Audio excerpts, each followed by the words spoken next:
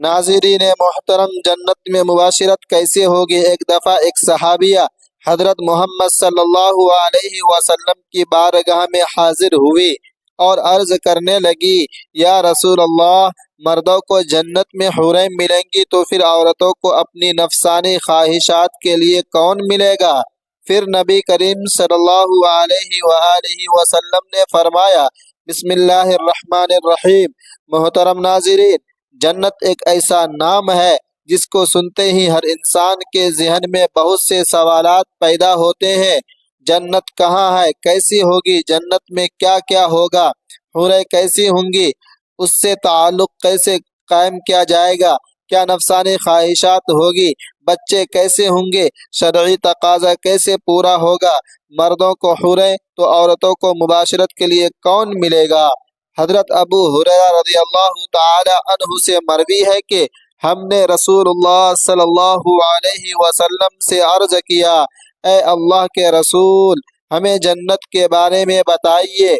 तो हजरत मोहम्मद सल्लल्लाहु अलैहि वसल्लम ने इरशाद फरमाया, जन्नत की ज़मीन सफ़ेद और मिट्टी ज़ाफ़रान से बनाई गई है। इसमें सोने और चांदी की ईंटों को मुश्क के गारे और मोतियों की कंकरियों से लगाया गया है। हदीस पाक में हज़रत मोहम्मद सल्लल्लाहु अलैहि वसल्लम का फरमान है कि जन्नत में सबसे कमतर जन्नती को 80,000 नौकर और 72 हूरों से नवाजा जाएगा। आपने फरमाया कि जन्नत की हूर इतनी खूबसूरत है कि अगर वह हूर आसमान से ज़मीन की तरफ नज़र मारे तो सारी ज़मीन नूर से भर जाए और हर तरफ खुशबू फैल जाए। नबी करीम सल्लल्लाहु अलैहि वसल्लम ने फरमाया कि हूर के सर का दुपट्टा दुनिया और दुनिया व माफिहा से बेहतर है। रसूलुल्लाह सल्लल्लाहु अलैहि वसल्लम ने फरमाया कि जन्नत की हूरों की पिंडलियां ऐसी होंगी जिनका गोश्त अंदर से नजर आएगा। हजरत अनस रदियल्लाहु ताला अन्हु से मरवी है कि रसूलुल्लाह सल्लल्लाहु अलैहि वसल्लम ने फरमाया कि जिब्राइल ने मुझे बताया कि जब जन्नती आदमी हूर के पास जाएगा और हूर उसका इस्तकबाल करेगी, तुम जिस उंगली से चाहो हूर को पकड़ सकोगे। अगर हूर का एक बाल जमीन में जाहिर हो जाए तो मशरिक व मगरिब में नूर ही नूर फैल जाएगा। जन्नती आदमी जन्नत में ऐसे बिस्तर पर बैठा होगा, उसके सर पर एक नूर जाहिर होगा। उसके जहन में ये बात आएगी कि अल्लाह तबारक व तआला अपनी मखलूक पर नजर करम फरमा रहा है। जब उस नूर की तरफ नजर मारेगा तो वह एक हूर होगी। वह उस जन्नती से कह रही होगी, ए अल्लाह के बंदे, क्या तुम्हारे पास हमारे लिए वक्त नहीं है। आदमी उससे दरियाफ्त करेगा, तुम कौन हो। वह जवाब देगी कि मैं उन हूरों में से हूँ जिसका अल्लाह तबारक व तआला ने तुमसे वादा फरमाया था। वह हूर उस जन्नती के पास बैठ जाएगी। अभी वह जन्नती उस हूर से बात कर रहा होगा कि एक और हूर उस बंदे के पास आकर कहेगी, ए अल्लाह के वली, क्या तुम्हारे पास हमारे लिए वक्त नहीं है। इस तरह वह जन्नती एक हूर से दूसरी हूर से बात करता रहेगा। हजरत सैयदना अब्बास रदी अल्लाह ताला अन्हु से मरवी है कि अगर जन्नती हूर अपने हाथ का कुछ हिस्सा ज़मीन और आसमान के दरमियान जाहिर करे तो ज़मीन वाले उसके हुस्न से अपने आप को फितने में पड़ जाएंगे। अगर वह अपना दुपट्टा ज़मीन पर जाहिर कर दे तो ज़मीन उसके आगे झुक जाएगी। अगर वह अपना चेहरा जाहिर कर दे तो ज़मीन और आसमान की हर चीज़ जाहिर हो जाएगी।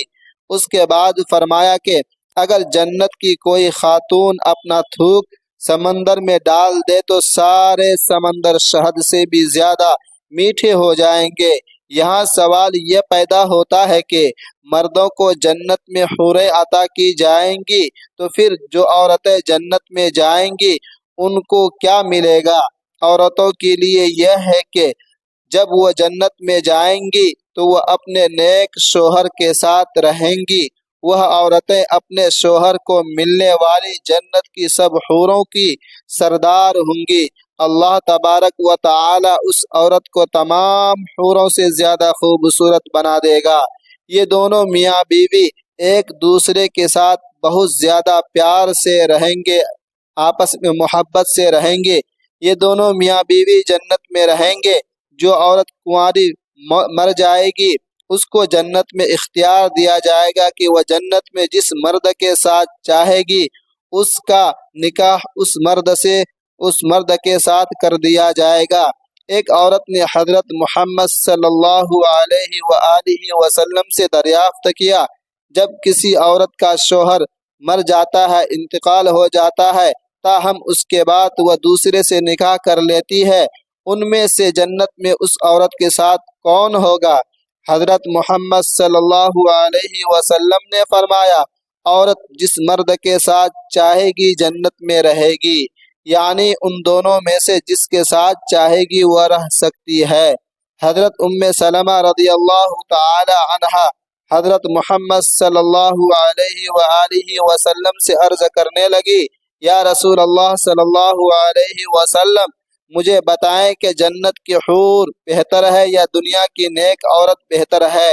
آپ صلی اللہ علیہ وسلم نے فرمایا کہ دنیا والی عورت کو جنت والی عورت پر فضیلت حاصل ہوگی، جو باہر والے کپڑے کو اندر والے کپڑے پر حاصل ہوتی ہے۔ ایک بار ایک یہودی اللہ تعالیٰ کے نبی کی بارگاہ میں حاضر ہو کر کہنے لگا، یا رسول اللہ صلی اللہ علیہ وسلم، جنت میں لوگ کھائیں گے پیئیں گے۔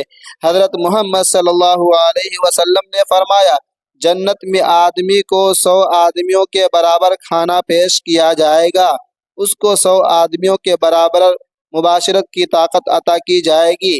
یہودی نے کہا، جب کوئی عورت یا مرد جنت میں کھائیں گے پیئیں گے تو قضائے حاجت کی ضرورت پیش ہوگی، تو اس پر نبی کریم صلی اللہ علیہ وسلم نے فرمایا کہ جنتیوں کی حاجت اس کے پسینے کے راستے خارج ہو جائے گی اور اس پسینے کی خوشبو مشک کی طرح خوشبو آئے گی۔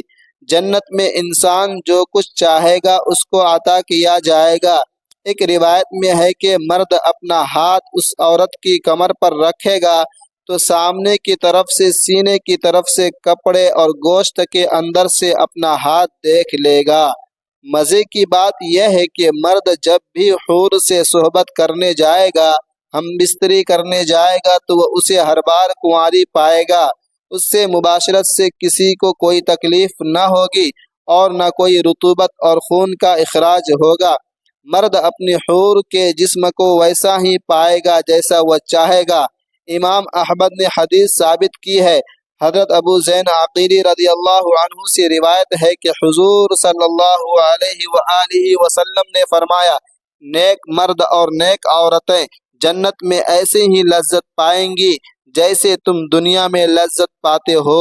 اگر کوئی مومن جنت میں یہ خواہش کرے گا کہ اس کی اولاد ہو تو اللہ تبارک و تعالی اس کی یہ خواہش بھی پوری فرما دے گا، کیونکہ جنت میں جنتی کی کوئی بھی ایسی خواہش نہ ہوگی جسے پورا نہ کیا جائے گا۔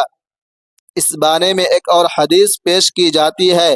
حضرت ابو سعید خدری رضی اللہ تعالی عنہ سے روایت ہے کہ رسول اللہ صلی اللہ علیہ وسلم نے فرمایا، مومن جنت میں جب اولاد چاہے گا تو حمل اور پرورش اسی وقت ہو جائے گی جسے وہ چاہے گا۔ اب حمل کا ٹھہرنا، مدت مکمل ہونا اور اس کے بعد 33 سالہ جوان ایک ہی لمحے میں ہو جانا اس حدیث میں ثابت ہے۔